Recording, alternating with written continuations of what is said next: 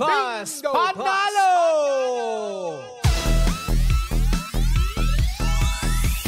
At eto na nga mga pangga!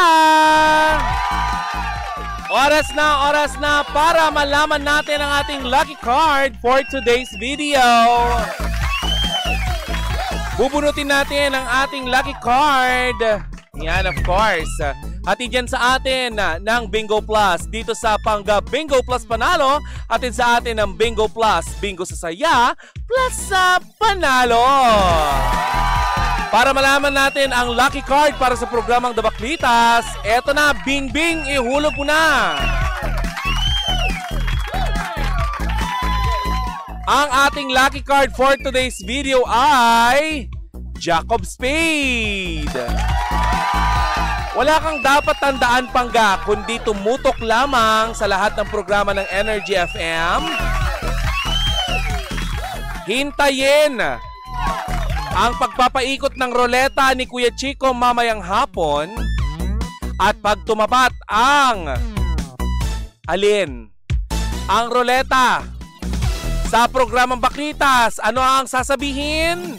Sasabihin lamang kung ano ang nabunot or kung saan tumapat ang bola na lucky card para sa programang The Baklitas.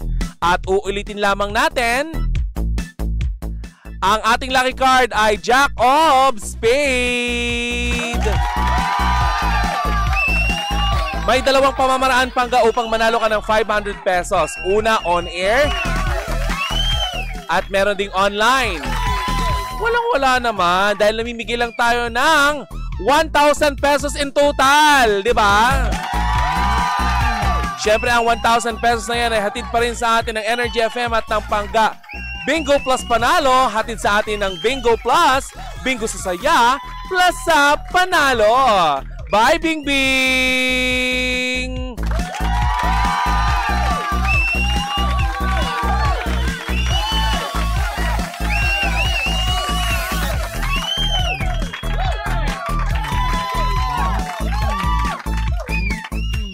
Cheers, Miss Baklitas!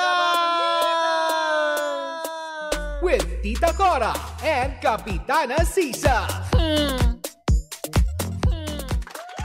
We are number 106.7 Energy FM. Panggawag mo sabihing radyo, sabihin mo Energy! Magandang umaga, Metro and Mega Manila! Muling nagbabalik ang tita mong tank build. Ang programang sumasayang papawid sa buong Metro and Mega Manila, ang tinuguriang 20% ang tsikahan, 80% ang dugsyohan. Ito ang Baklitas sa Woo! Sa ngalan ng aking partner na si Kapitana Sisa, tayo ay may natitira pang parang 30 minutes na lang mahigit ang ating pagsasaluhan. Ay, naku, napakabilis ng oras. Kapag buhay talaga ng buhay ng may buhay ang pinag-uusapan natin, ang bilis ng oras. Shout out sa mga inabot na ng pananghalian dyan sa kakachismis. Yung kunwari nagwawalis ng kanilang mga ng kanilang mga bakuran hanggang sa nakarating na doon sa bakuran ni Aling Gina. Ay nako, speaking of chismis, eto na nga, Pangga. Hindi ba nito mga nakaraang Star Magic Ball? Yung Christmas event ng ABS-CBN para sa kanilang mga staff at saka sa kanilang mga artista, merong kakaiba tayong nakita na talaga namang ikinatuwa ng lahat, lalo na ng mga Kemerald fans. Ayan. So eto na nga, Kim Chiu binasag ang pagre-relapse ng Kemerald fans. Ay, nako, eto na nga, Pangga, no? Binasag ng Kapamilya TV host na si Kim Chiu ang pantasya ng mga Kemerald fans na magkaroon sila ng comeback project ng dating jowa at collab team na si Gerald Anderson. Eto na nga, Pangga, nag-trending kasi ang isang video na nakunan sa nagdaang Star Magic Christmas 2025 kung saan pinarangalan sila ng Loyalty Award award. Sa naturang event ay nag-cruise muli ang landas ni Kim at Gerald dahil pareha silang tumanggap ng award kasamang mga kabatch nila na si Jake Cuenca, Enchong D. Sanjo Marudo at Joe M. Bascon. Okay. Habang sila ay nasa stage ay nakunan sila ng video kung saan kalaunan ay nagkaroon ng interaction ng dalawa matapos siyang lapitan ni Gerald para bumeso. Siyempre, hindi pinalampas ito ng mga netizen, inedit ang video at nag-viral ito. Pero hindi pa man umiinit ang mga chikahan. Etong mga fans kasi may mga pag-uudyok sila sa Star Cinema sa lahat ng management or sa management ng ABS-CBN na bigyan ng collaboration itong si Kim Chiu at saka si Gerald Anderson ay binasag kaagad ni Kim Chiu ang trip ng mga fans. Sabi ni Kim Chiu sa kanyang ex account, nakakaloka yung feed ko ha. Kung makapag-relapse akala mo naman talaga, di tayo niloko 15 years ago. Char, not char. Ay! Ate mo, maldita. So, ibig sabihin niloko talaga siya. Si maang-maangan at kunwari walang alam, di ba? Ay nako, pero yun ang bali-balita. So, balita ko nga, niloko nga daw siya para nag-two-time keme itong si Gerald Anderson or parang nag-relapse keme. Yung ganon, basta ganon. Pero kasi, eto na nga, 'di ba diyan nag-uumpisa ang mga diyan nag-uumpisa ang mga huntahan ng mga direktor, usapan ng mga ng mga producer, at diyan nagkakaroon ng idea ang management kung bibigyan ba ng programa or ng proyekto ang mga artista. Sa anong pamamaraan kapag nakita nila na may clamor, 'di ba?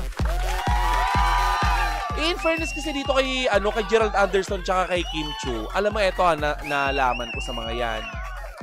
Mabait kasi itong dalawa sa lahat ng mga crew. Sa lahat ng mga nakakatrabaho nila. So kapag wala sila sa harap ng camera, mababait itong mga tao na ito. Kaya maraming nagbibigay sa kanila ng trabaho. Hindi na nakakapagtaka kung isa sa mga araw na ito ay patulan nga ng management ng ABS-CBN, lalo na ng Star Magic, ang panawagan ng kanilang fans na baka bigyan sila ng proyekto. So kung gusto niyo talagang mangyari yan, Kemerald fans, huwag kayong, 'di ba? Huwag kayong ano-ano. Huwag kayong lelembot-lembot diyan. Ipanawagan niyo, itag niyo ng itag. 'Di ba? Kasi syempre, may magagawa naman si Kim Chiu dyan kung talagang ayaw niya. Sasabihin lang niya na, no, niloko ako ng taong yan at ayoko siyang makatrabaho. Pwede niyang sabihin yon. Pero pwede niyang tapatan kung magkano ang proyekto na ito. Alam mo naman sa panahon ngayon, di ba? Lahat nabibili na. Kahit ang emosyon mo, pwede nang bilhin yan. Sabi nga nila, di ba? Ang gamot sa anumang kalungkutan ay pera!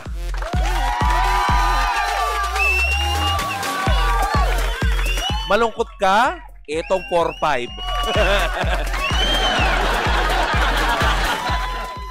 Hay nako. Anyway, speaking of kalungkutan, ay ikinalulungkot lamang namin, public service announcement lamang kasi merong ano ba yun? Merong nagsabi sa atin na ang nanay po ni Ate Yoli diyan sa Pandakan ay pumanaw na at nakaburol ngayon diyan sa sa Valenzuela. Nakikiramay po ako. Ayan. Ay naku, paano magbibiro? Yun na nga, nag-message nga na nakalamay nga. Nakalamay? Bakit naman kinalamay yung Hindi mo gagawin kakainin yung nanay ni Ate Yoli. Hi Kuya Chito, maraming salamat. Yes, I'm back. Balik tayo sa Kemerald. Alam nyo, nagbarka talaga sa akin yung kriminal? Kemerald na yan. Lalo na yung bok-bok at saka poknat nila dati, yung sana maulit muli, ay die. Kasi remarkable sa akin yun. Alam mo kung bakit? Kasi yun yung unang pagkakataon na nakapanood kami ng TV sa loob ng bahay namin. Kasi nga lumaki kami mahirap. Sobrang hirap talaga ng buhay namin, kuya. Kung alam mo lang kung gaano kahirap ang tinitiis ko sa abroad para maibigay sa inyo. Bakit nagdadrama? Kasi hindi nga kami ganun kayaman, di ba? Hindi naman kami lumaki na meron kaming silver spoon or Hoy, hindi toyo! Di ba, sa bibig. Kaya yung TV namin, di ba, baterya. Di ba? Yung maliit na TV, yung nilalagay sa sasakyan sa mga van dati nung araw. Ganun ang TV namin. Tapos hindi ko alam kung maputla ba talaga sila kasi black and white lang yun. Malas-malas pa pag umuulan, walang signal. Pero anyway, yun nagmarka sa akin, yun iniyakan ko, yun yung Kim Emerald dati. Tapos yun na nga, bigla na lang sila naghiwalay kasi sabi ni Kim Chu, nag-cheat daw si Gerald. Oy, good morning ha, Ali, magandang umaga. Ayan, Mark Anthony, hi po. Wala po bang SPG sa 9 PM? Anong SPG? Strict Parental Guidance? Bakit ka magkaroon ng strict parental guidance dito? Meron ba naghubo dito? Tingin mo ba papayagan ko na may maghubo dito sa programa? 9 PM, maghanap ka ng SPG? Baka ang ibig mong sabihin ay STG. Sorry, thank you, and goodbye. Di pa pa Jackson. Yan ba ang ibig mong sabihin? Ay, nako, mali-mali ka talaga dong. Nako, bumalik ka na lang kapag correct na yung spelling. Ay, anyway, mamaya, sa ating pagtsitsikahan, sa aking pagbabalik, meron pa tayong natitirang chika mamaya sa ating pangalawang bugso ng chikahan. Pero bago yan, nais ko munang hikayatin ng ating mga pangga dahil meron tayong text line. O, tandaan yung ating text line, pangga, pwede kayong mag-send dito ng mga messages sa 0945-367-8792. Again, that's 0945-367-8792. Ilagay nyo lang Energy FM space your message. Oh, ayusin natin. Kailangan maayos, organize. Hindi yung para kayo nag-message talaga, para kayo nang-i-scam ba? Tinuod, kailangan ayusin natin ang mga bagay-bagay. Miss ko childhood natin, sabi ni Miss, ano yan, prompter? Huh? Kasama ba kitang lumaki sa bahay ni Kuya? Yan ang malalaman natin sa pagbabalik ng... Hindi.